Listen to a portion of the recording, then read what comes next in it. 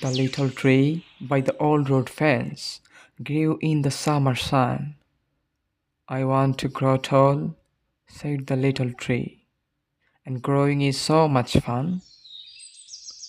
The little brook running beneath the bridge babbled and sang all day.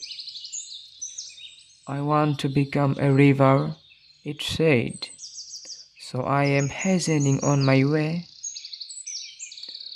The little bird fluttered from out the nest and flew far across the yard.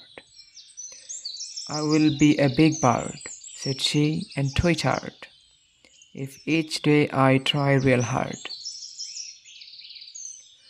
The little boy stood on his tiptoes and stretched. "I am just like the rest," said he.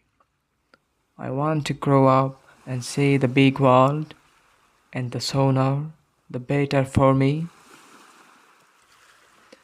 Mother Nature smiled at all her fledglings, but she did not bid them stay. She knew that to live and grow and age is forever Nature's way. I wandered lonely as a cloud that floats on high over vales and hills, when all at once I saw a crowd, a host, of golden daffodils, beside the lake, beneath the trees, fluttering and dancing in the breeze, continuous as the stars that shine and twinkle on the Milky Way. They stretch in never-ending line along the margin of bay.